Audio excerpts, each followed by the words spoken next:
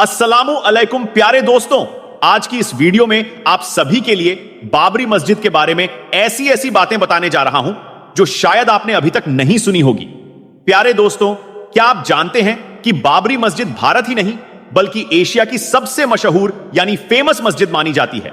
यह मस्जिद तामीर यानी निर्माण और स्थापित कला का सबसे बेहतरीन नमूना थी। इसे भारत का इस्लामी द्वार भी कहा जाता था। बाबरी मस्जिद को बनाने में 2000 मजदूरों ने हिस्सा लिया। इसे बनाने के लिए दुनिया भर से इंजीनियर और आर्किटेक्ट बुलाए गए थे। यह भारत की एकमात्र मस्जिद थी जिसमें सबसे पहले वॉइस रिफ्लेक्शन टेक्नोलॉजी का इस्तेमाल किया गया। बाबरी मस्जिद का निर्माण 1528 ईस्वी में बाबर के सेनापति मीर बाकी ने करवाया था। यह 16वीं सदी में बनी उत्तर प्रदेश की सबसे बड़ी मस्जिद थी।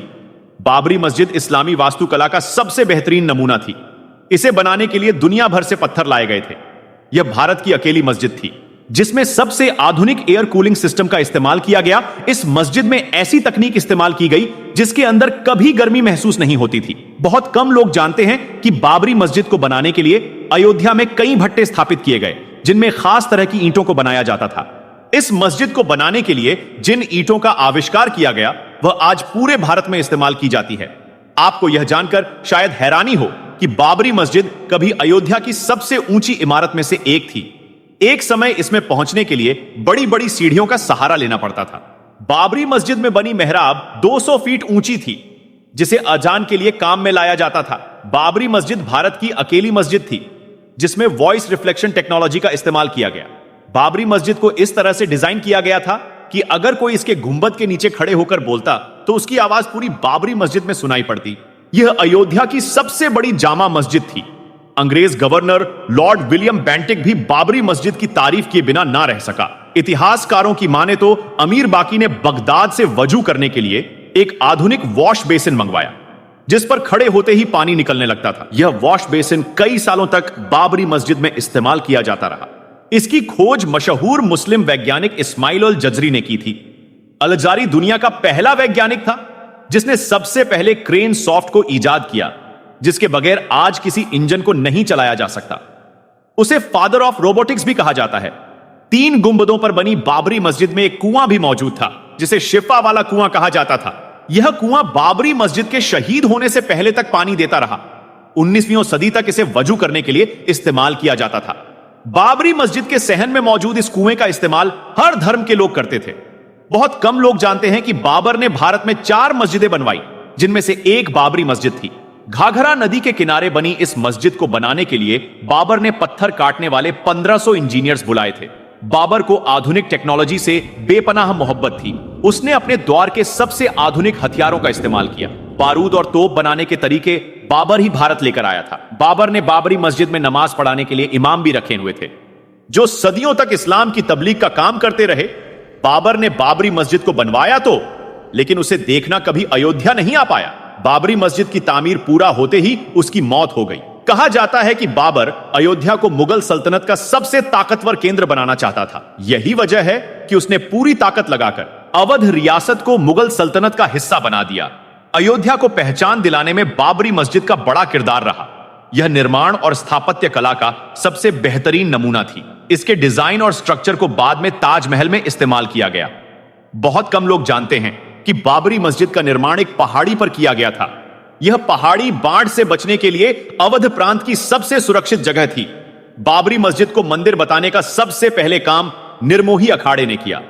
1853 में नवाब अली शाह के द्वार में सबसे पहले इस मस्जिद की जगह मंदिर होने के फितने ने जन्म लिया और देखते ही देखते एक युद्ध में बदल गया। अंग्रेजों ने जांच पड़ताल की और इस मस्जिद होने का सर्टिफिकेट दे दिया।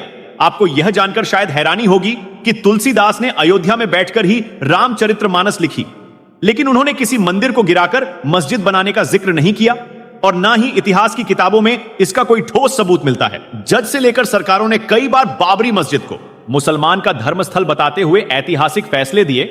1949 में सिविल जज ने बाबरी मस्जिद को मुसलमान की मिल्कियत बताते हुए कहा कि इस पर मुसलमान का हक है और यह एक मस्जिद है जिसका निर्माण बाबर ने करवाया था। बहुत कम लोग जानते हैं कि बाबरी मस्जिद में जिस दिन मूर्तियां रखी गई वह जुम्मे का दिन था। इसी विवाद के बाद फैजाबाद कोर्ट ने मस्जिद में ताला लगा दिया। जिस वक्त बाबरी मस्जिद के साथ यह सब हो रहा था उस वक्त कांग्रेस की सरकार थी। नेहरू ने इस विवाद को सुलझाने के लिए तत्कालीन सीएम गोविंद बल्लभ पंत को आदेश दिए, लेकिन उन्होंने नजरअंदाज कर दिया। 1996 में राजीव गांधी ने मस्जिद के कपाट फिर खोल दिए और इस वक्त राम मंदिर आंदोलन की शुरुआत हो गई। आडवाणी की रथ यात्रा ने सब कुछ बदल दिया। यह रथ जहां से गुजरा वहां की आबो हवा बदल गई और भारत में एक नई राजनीति की शुरुआत हो गई। 6 दिसंबर 1992 में अयोध्या में कर सेवा का ऐलान हुआ और फिर चंद लम्हों में 2 लाख कार सेवकों ने बाबर की बनाई इस मस्जिद को धूल में मिला दिया। बाबरी की शहादत भारतीय संविधान का खुला मजाक थी। यह भारतीय इतिहास का काला दिन था। सरकार, अदालत और नौकरशाहों की आंखों के सामने जो हुआ वह अपने आप में एक दस्तावेज है। बाबरी मस्जिद को जिस वक्त शहीद किया गया उस वक्त अयोध्या में धारा 140 लागू हुई थी। बाबरी मस्जिद की शहादत के बाद भारतीय रुपए की वैल्यू अचानक 6% घट गई और महंगाई आसमान छूने लगी। बाबरी की शहादत पर बेरोजगारी इतनी बढ़ी कि आज तक उसे कम नहीं किया जा सका। बाबरी मस्जिद की शहादत के बाद हुए दंगों में भारत को 9,000 करोड़ रुपए का नुकसान हुआ। बाबरी मस्जिद भारतीय इतिहास की सबसे विवादित मस्जिद मानी जाती है। इसके केस में 10 लाख से अधिक पन्नों और 2,000 से अधिक दस्तावेजों का इस्तेमाल हुआ। बाबरी मस्जिद के शहीद होने के 10 दिन बाद एक इंक्वायरी कमीशन बनाया गया जिसे 3 महीने के अंदर रिपोर्ट पेश करनी थी, लेकिन उसने 17 साल बाद अपनी रिपोर्ट पेश की और इस तरह लिब्रहान आयोग भारतीय इतिहास का सबसे खराब इंक्वायरी कमीशन बन गया। बाबरी मस्जिद की शहादत की जिम्मेदार लोगों पर केस दर्ज करने में सीबीआई को 1 साल लग गया। सीबीआई ने 49 लोगों पर केस दर्ज किया जिसमें सारे लोग बरी हो गए और इस तरह बाबरी मस्जिद को किसने शहीद किया यह आज तक किसी को पता नहीं चला। 30 दिसंबर 2010 को इलाहाबाद हाईकोर्ट ने बाबरी मस्जिद पर फैसला सुनाया और उसे 3 हिस्सों में बांट दिया। मामला सुप्रीम कोर्ट पहुंचा तो उस जगह पर मंदिर बनाने का आदेश दे दिया गया। हालांकि सुप्रीम कोर्ट ने माना कि मस्जिद को शहीद करना गैर कानूनी था और ऐसा करने वाले सभी लोग अपराधी थे। मुसलमान ने देश हित में सुप्रीम कोर्ट द्वारा दिए गए इस फैसले को कबूल भी कर लिया और दूसरी जगह 5 एकड़ जमीन लेने पर राजी भी हो गए। हालांकि कई मुस्लिम संगठनों ने इसकी पुरजोर मुखालिफत यानी विरोध किया था। आपको यह जानकर शायद हैरानी होगी कि बाबरी मस्जिद को शहीद करने वाले बहुत से लोग मुसलमान बन गए। बाबरी मस्जिद पर पहले फावड़ा चलने वाले बलबीर ने 2 साल बाद इस्लाम कबूल कर लिया और अपना नाम आमिर रखा। उन्होंने पूरे साल में 100 से अधिक मस्जिद बनवाई। बाबरी मस्जिद भले ही शहीद हो गई, लेकिन उसका इतिहास आज भी लोगों के दिलों में जिंदा है। बाबरी आज भी गर्व से अपने शौर्य और बलिदान की गाथा सुना रही है। अगर एक मुसलमान होने के नाते आपको गर्व महसूस हुआ हो तो इस वीडियो को लाइक और शेयर जरूर करें। और साथ ही साथ दोस्तों, आप लोगों को एक बात और मैं कहना चाहूंगा कि जिसे जानना हर मुसलमान के लिए जरूरी है और इसके ऊपर अमल करना हर मुसलमान के लिए बहुत ही ज्यादा जरूरी है। प्यारे मुसलमान भाइयों, हम बाबरी मस्जिद करते रहते हैं, लेकिन हमारे जो मोहल्ले के अंदर जो मस्जिद है वह वीरान हो रही है। कभी उसके बारे में सोचा? नहीं, क्योंकि प्यारे दोस्तों, हमारे पास वक्त ही नहीं और हमें चाहिए बाबरी मस्जिद। प्यारे मुसलमान भाइयों, अल्लाह के वास्ते पहले अपने मोहल्ले की मस्जिदों को आबाद करो। अगर देखें हम अपनी मस्जिदों को जाकर तो 1 से 2, 2 से 4, 4 से 5 सफे ही मिलती हैं। लेकिन दोस्तों, होना क्या चाहिए था? होना यह चाहिए था, नमाज तो यकीनन हर मुसलमान पर फर्ज है। एक वक्त की भी नमाज यकीनन माफ नहीं है, लेकिन बावजूद इसके कि जो हमारे मोहल्ले के मस्जिद होती है वह 5 टाइम वीरान रहती है। 1 या 2 सफे ही नजर आती हैं। लेकिन प्यारे दोस्तों, जुम्मे के दिन तो पूरी मस्जिद भरी हुई नजर आती है और यहां तक कि जो बाहर के रास्ते होते हैं वह भी जाम नजर आते हैं। तो जो तादाद जुम्मे के दिन रहती है वही तादाद अगर जुम्मे की नमाज पढ़ने के साथ साथ रोजाना 5 वक्त की नमाज पढ़ने के लिए होती तो प्यारे दोस्तों, बाबरी मस्जिद शायद शाहिद ही नहीं होती। क्योंकि दोस्तों, बाबरी मस्जिद में जो आखिरी नमाज पढ़ी गई थी वह 1949 में पढ़ी गई थी और तब से लेकर 1992 तक कोई नमाज नहीं पढ़ी गई। प्यारे मुसलमान भाइयों, अल्लाह का हम पर अजाब ही है कि हमने अपनी मस्जिदों को वीरान कर दिया। हम अपनी मस्जिदों के अंदर नमाज की अदायगी नहीं करते हैं और मुंह पर हमारे सिर्फ बाबरी मस्जिद लगा रहता है। क्या हमारे बाबरी मस्जिद कहने से अल्लाह राजी हो जाएगा? हरगिज नहीं।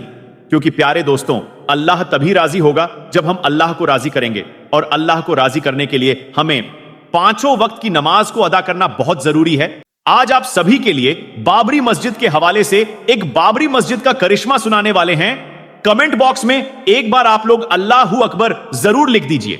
इस करिश्मे को सुनने के बाद यकीनन हर एक मुसलमान खुशी से झूमने वाला है। तो वो कौन सा करिश्मा सामने आया है कि जिसका जानना हर एक मुसलमान के लिए जरूरी है?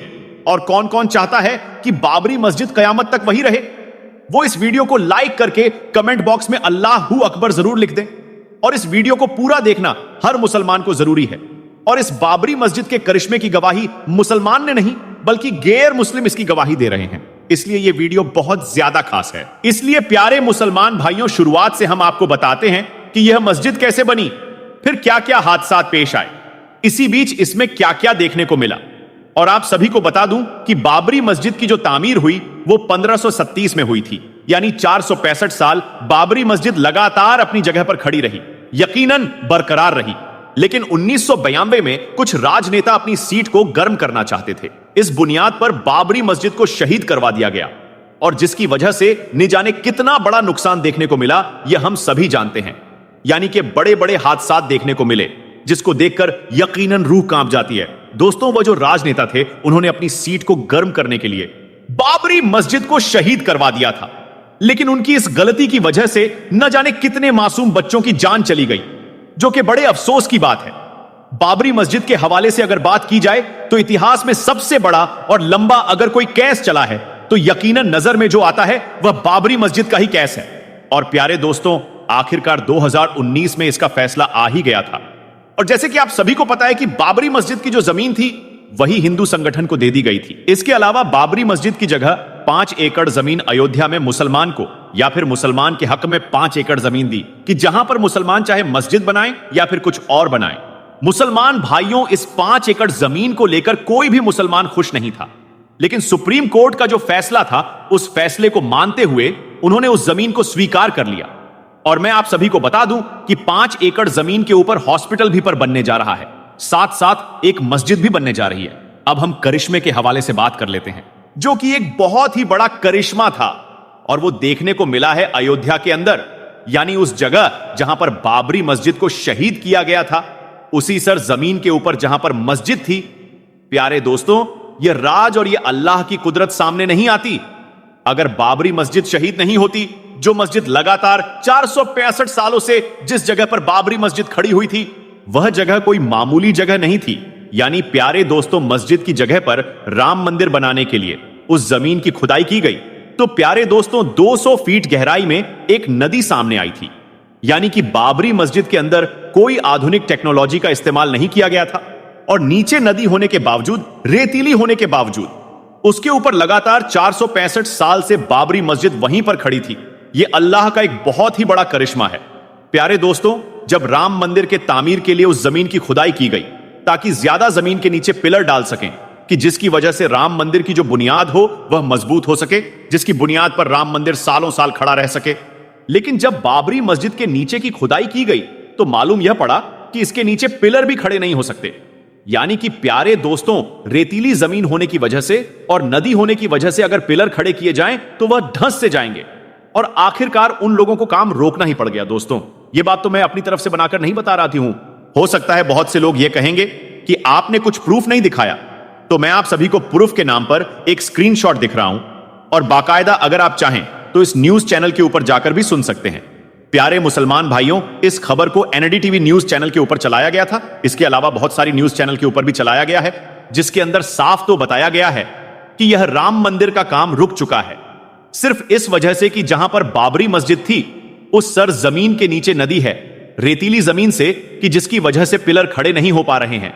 और प्यारे दोस्तों, यह बड़ी ही गंभीर समस्या आने के बाद वहां जितने भी लोग मौजूद थे, जितने इंजीनियर्स मौजूद थे, वे सभी के सभी दंग रह गए, और वह यकीनन परेशान होकर रह गए कि जिसकी वजह से उन्हें काम तक रोकना पड़ गया है। और मेरे प्यारे दोस्तों, दुनिया भर से कई बड़े बड़े इंजीनियर आ रहे थे राम मंदिर की तामीर के लिए, लेकिन जब यह बड़ी परेशानी सामने आई तो यकीनन हर कोई परेशान है कि कैसे जमीन के नीचे प्लेट डाली जाए कि जिसकी वजह से राम मंदिर की जो बुनियाद है वह मजबूत हो सके। प्यारे दोस्तों, अल्लाह ताला कुरान पाक में इरशाद फरमाता है, इन्नल्लाह अला कुल्ली शैइन कदीर, यानी कि अल्लाह ताला हर एक चीज पर कादिर है, और वह जो करता है वह यकीनन बेहतर ही करता है।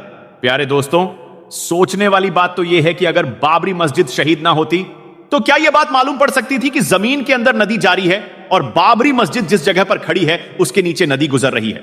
दोस्तों, यह कुदरत का एक बहुत ही बड़ा करिश्मा है कि नदी के ऊपर बाबरी मस्जिद जो थी वही 465 सालों तक बरकरार रही। अगर दोस्तों उसको शहीद ना किया जाता तो न जाने कितने हजारों सालों तक वह वैसे ही रहती।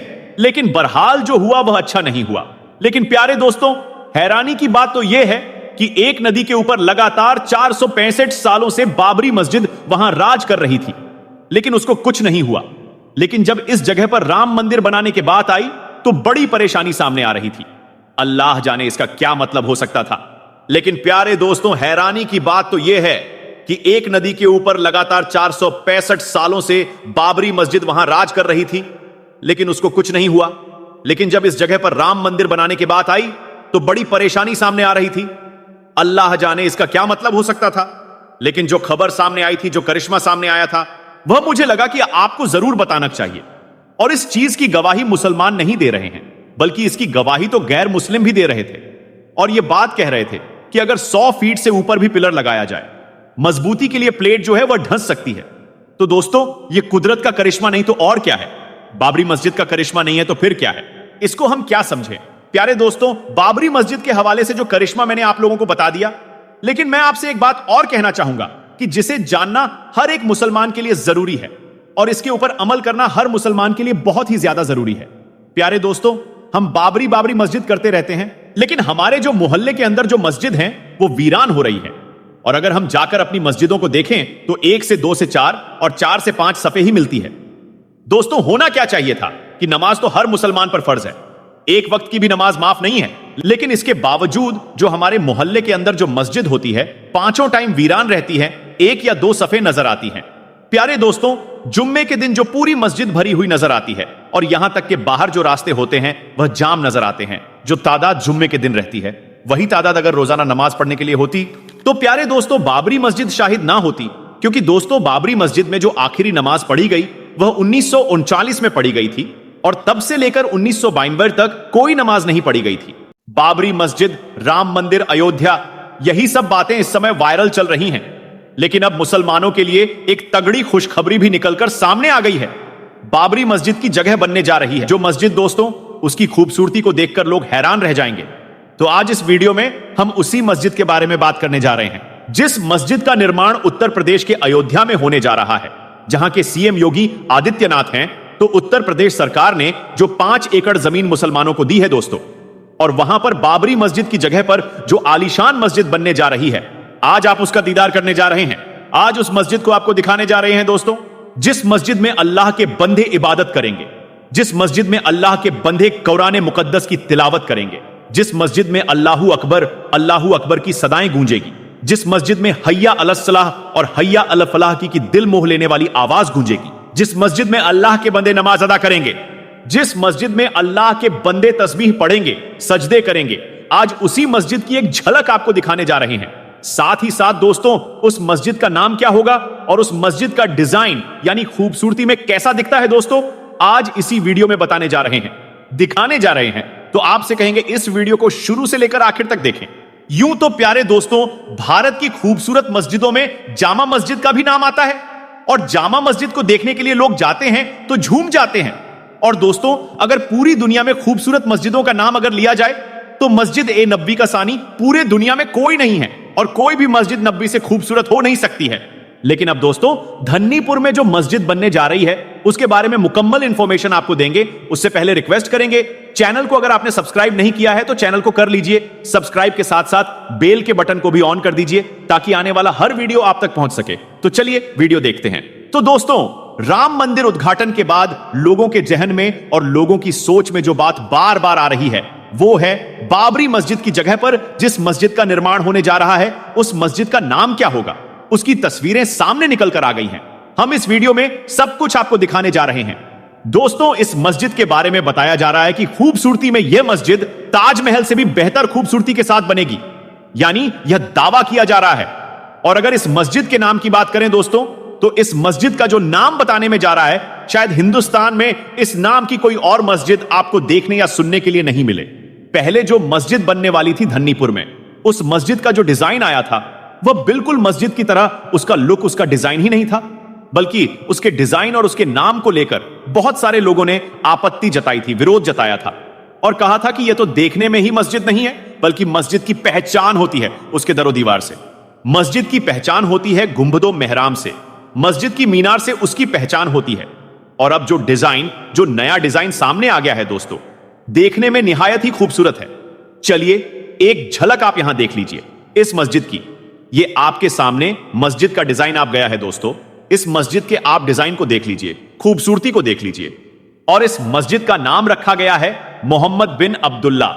जी हां दोस्तों, इस मस्जिद का जो नाम रखा गया है वह नाम है मोहम्मद बिन अब्दुल्ला। यह मस्जिद दोस्तों देखने में निहायत ही खूबसूरत लग रही है। जो डिजाइन सामने आया है दूर से देखने में बेहद खूबसूरत लग रही है। एक बार इस खूबसूरत मस्जिद की तरफ जिसकी नजर पड़ जाए, उसकी नजर हटने का नाम ना ले तो यह मस्जिद यानी मोहम्मद बिन अब्दुल्ला जो इसका नाम है, और यकीनन आप समझते होंगे कि यह नाम भी विदेशी अरब के जैसा नाम है, अरबी शासक का नाम है। इस नाम के बारे में आपको बताते चलें कि यह नाम किस नाम पर से रखा गया है।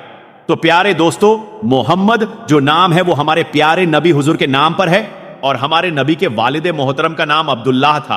तो इन्हीं दोनों नामों को मिलाकर नाम रखा गया है मोहम्मद बिन अब्दुल्ला। तो मोहम्मद बिन अब्दुल्ला है ये मस्जिद होगी दोस्तों, जो कि धन्नापुर में बनने जा रही है। और यह भी खबर आई है कि बाहर से भी इसके लिए बहुत सारा डोनेट मिलने वाला है। देश के लोग भी जो मुसलमान हैं वह भी इस मस्जिद में भरपूर ताउन करेंगे। और इसकी जो तस्वीर सामने आई है जो बहुत ही दिलकश लग रही है। लोग सोचते थे कि बाबरी मस्जिद की जगह पर जिस मस्जिद का निर्माण होगा उस मस्जिद का नाम भी हो सकता है आने वाले वक्त में बाबरी मस्जिद हो। लेकिन दोस्तों अब यह बात क्लियर हो गई है कि बाबरी मस्जिद की जगह पर जो जमीन 5 एकड़ मिली थी, और वहां जो बाबरी मस्जिद की जगह पर जो मस्जिद का निर्माण हो रहा है, उस मस्जिद का नाम बाबरी मस्जिद नहीं होगा, बल्कि उस मस्जिद का नाम होगा मोहम्मद बिन अब्दुल्ला। तो दोस्तों आप लोग कमेंट के जरिए भी हमें बता सकते हैं कि मस्जिद का जो नाम रखा गया है यानी मोहम्मद बिन अब्दुल्ला, यह नाम आपको कैसा लगा, और साथ ही मस्जिद का डिजाइन आप लोगों को कैसा लगा। और बाबरी मस्जिद की जगह पर जो मस्जिद बनने जा रही है उसका नाम बाबरी मस्जिद ही होना चाहिए, या फिर नई सोच के साथ इसका नाम मोहम्मद बिन अब्दुल्ला ठीक है। आप लोग कमेंट के जरिए भी हमें जरूर बताइएगा। और दोस्तों और इस समय जगह जगह पर शोभा यात्रा, जगह जगह पर भक्तों की रैली निकल रही है। भक्त खुशी मना रहे हैं दोस्तों, लेकिन उसके साथ साथ कहीं कहीं जो मस्जिदों के साथ छेड़खानी का मामला सामने आ रहा है, भगवा लहराने का मामला सामने आ रहा है, वो बड़ा ही अफसोसनाक और बड़ा ही शर्मनाक है। इन चीजों से बचना चाहिए। खुद भक्ति कीजिए और दूसरों को भी इबादत करने का मौका दीजिए। खुद अपने धार्मिक स्थल का सम्मान करें और दूसरे के धार्मिक स्थलों का भी सम्मान करें। लेकिन देखा जा रहा है, हम सबके लिए नहीं कहेंगे, लेकिन कुछ जगह से खबरें आ रही हैं, जैसे उत्तर प्रदेश के ही 2 जगह से, जिसमें आगरा भी शामिल था, जहां एक ऐतिहासिक मस्जिद के ऊपर भगवा लहराने का काम किया गया। हालांकि प्रशासन ने उस पर एक्शन लिया, लेकिन यह सोच को दर्शा रहा है, और यह सोच किस तरह से गंदा हो चुका है इस चीज को भी दिखाता है। खैर, हम लोगों को इससे बाहर जाना होगा दोस्तों। मोहब्बत का काम करें, मोहब्बत को आम करें, क्योंकि आने वाले वक्त में दोस्तों मोहब्बत ही वह चीज है जो आपको आपके जाने के बाद भी जिंदा रखेगी। और अगर आप नफरत वाला काम करके जाएंगे तो यकीनन आप भुला दिए जाओगे, आप मिटा दिए जाओगे। तो दोस्तों आज की इस वीडियो में इन्हीं जुमलों के साथ दोस्तों हम आपसे विदा लेना चाहेंगे कि अपनी ही करनी का फल है नेकी और बुराइयां। अपने ही करनी का फल है नेकी और बुराइयां, आपके ही साथ साथ चलेगी आपकी परछाइयां। तो दोस्तों जैसा करोगे वैसा भर के आपको जाना पड़ेगा। जिस तरीके का काम आप यहां करोगे उसी तरीके का आपका नाम बाकी रहेगा। अच्छा करके जाओगे तो आपके मरने के बाद भी लोग आपको अच्छा कहेंगे, और अगर बुरा करते करते जाओगे इस दुनिया में दोस्तों तो आपके जाने के बाद भी लोग आपको गालियां देंगे। तो हम उम्मीद करेंगे कि आप अच्छा काम करेंगे, मोहब्बत का काम करेंगे, मोहब्बत को आम करेंगे। ना सूरत बुरी है, ना सीरत बुरी है, ना सूरत बुरी है, ना सीरत बुरी है। बुरा है वह जिसकी नीयत बुरी है। चलिए दोस्तों मिलेंगे फिर एक और नई वीडियो के साथ। तब तक के लिए अपना और अपनों का ख्याल रखिएगा। अल्लाह हाफिज।